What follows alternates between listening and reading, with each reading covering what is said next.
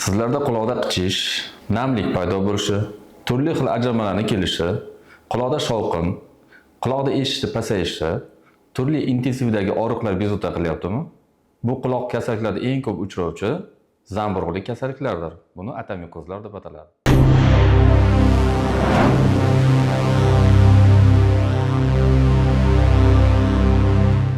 Assalomu alaykum. Sizlar bilan bugun lor shifokor Umidjon Nishonov. Sizlar bilan bugun quloqning zamburug'lik kasalliklari bilan qisqacha gaplashamiz. Atamikoz tashqi va o'rta quloqning zamburug'lik kasalligidir. Kasallikni keltirib chiqaruvchi eng ko'p uchrovchi zamburug'lar. Bular kandida, mukor, aspergillum va penicilliumdir. Bu zamburug'lar alohida yoki bakterial flora bilan birgalikda kelishi mumkin.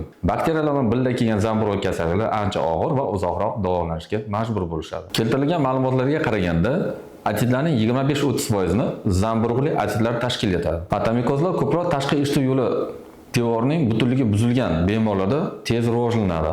Bunga sabab quloqning turli xil surunkali kasalliklari mavjud bo'lgan bemorlarda uchrashi kuzatilgan. Kasallikni keltirib chiqarishda asosiy omillardan biri kortikosteroidlar, ya'ni gormonlarni ko'p olish, antibiotiklarni palapartish qo'llash, immunologik holatda pasayib ketishi, moddalar almashinuvi buzilishiga olib keladi. Ayniqsa tanadagi allergik holat muhim o'rin tutadi. Zamburug'lar tashqi eshituvimizda doimo mavjuddir. Bu joylarda namlikning yuqoriligi, havoning mo'tadilligi, quyosh nurining tik tushmasligi bularning shu yerda o'sib rivojlanishi uchun optimal sharoit hisoblanadi.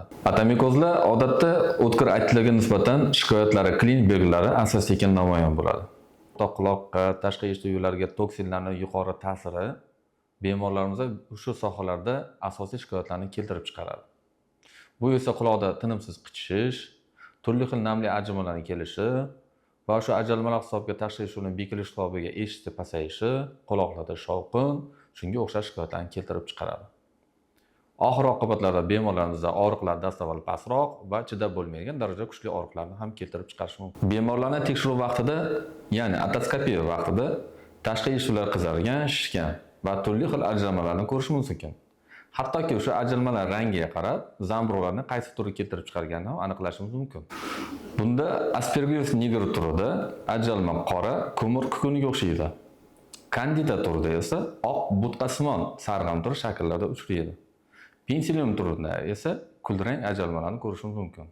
Bemorlarga tashxis qo'yishda bemorda shikoyati, endoskopiya va endoskopiyada bu ajralmalar rangi, eng asosiysi ajralma mikroskopiya va turli xil oziqa muhitlarida ekish orqali aniqlanadi. Zamburug'lik kasallikni davolashda asosiy o'rinlardan biri bu quloq tozalashdan boshlanadi. Kandidaning turlari yoki masalan aspergillum yoki mukor zamburug' bo'lsa, qaysi zamburug' bo'lsa, shunga nisbatan asosiy preparat buyuriladi. Preparatlar tomchi shaklda, krem shaklda yoki inyeksiyon shaklda, tabletka shaklda buyurish maqsadga muvofiq hisoblanadi. Va yuqorida aytib o'tilganimizdek, bemorlar immunologik holatini ko'tarish, modda almashishini yaxshilash, kortikosteroid gormonlarni ko'proq olayotgan zo'rlarni vaqtida to'xtatish, antibiotiklarni zudlik bilan cheklash buyuriladi va bemorimizlar tezda sog'ayishiga olib keladi. E'tiboringiz uchun rahmat. Izohlaringizni kommentariyada kutaman.